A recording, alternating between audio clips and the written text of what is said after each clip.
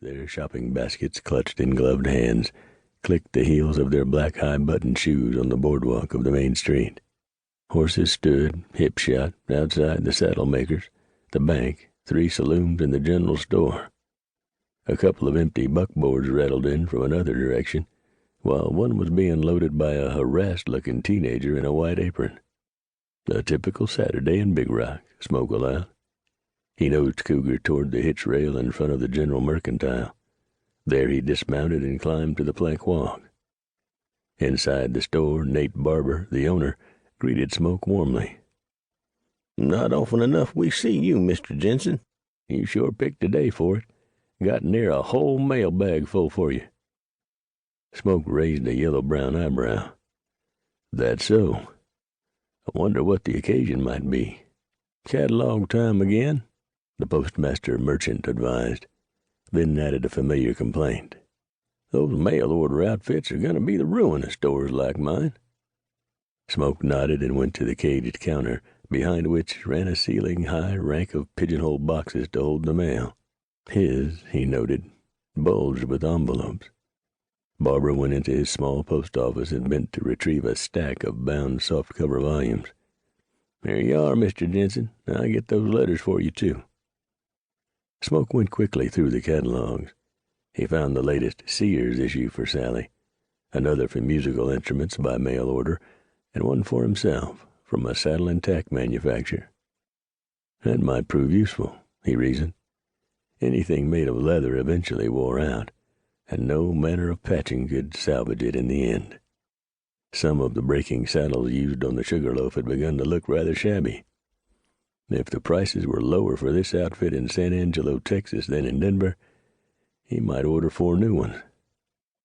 Among the correspondence he found a creamy, thick envelope of obvious high quality, addressed to him in a rich, flowery script that denoted that the writer had learned his letters in a language other than English. The return address was Rancho de la Gloria, Taos, New Mexico Territory. Don Diego Alvarado, Smoke recognized at once. Smoke had come to know Diego Alvarado several years ago, when he had been in New Mexico briefly on a cattle-buying trip.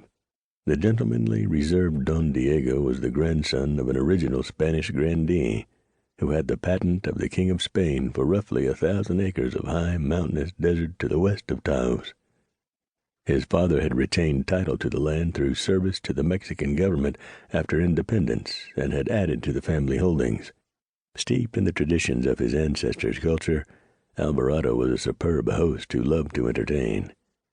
Smoke had soon discovered that Diego's facade of reserve quickly vanished with a glass of tequila in one hand and a slice of lime in the other. The little feast, put on for Smoke and his hands, had turned out to be a 3-day extravaganza of food and drink. They had paid for their lavish keep before leaving, however.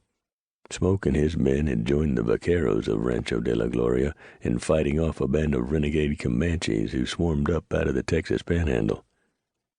Barber interrupted his speculation. "Need any supplies today, Mr. Jensen?" "No, Nate, I didn't bring a wagon along."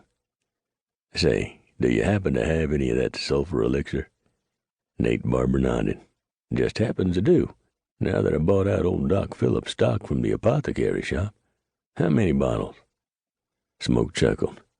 "Ike's got 6 youngsters out there. Might as well make it 2 bottles." "Sure thing." The merchant produced the corked, seamless glass bottles and wrapped each in paper. Smoke noticed that the packing material appeared to be printed pages. "Advertising your place now, Nate?"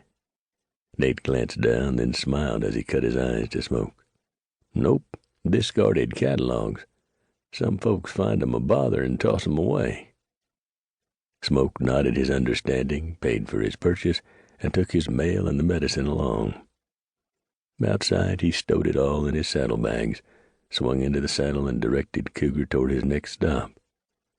Monty Carson would no doubt be down in his 12th cup of coffee about now. "Smoke, how are you doing?" Monty Carson bellowed as Smoke entered the office portion of the jail. Smoke and the sheriff had been friends for many long years, ever since the time when Smoke forswore the dangerous life of gunfighter for hire and stood back to back with Monty to rid the streets of Big Rock of some. To keep listening to this audiobook, I've left you a link in the description so you can do it at no cost thanks to Audible's 30-day free trial.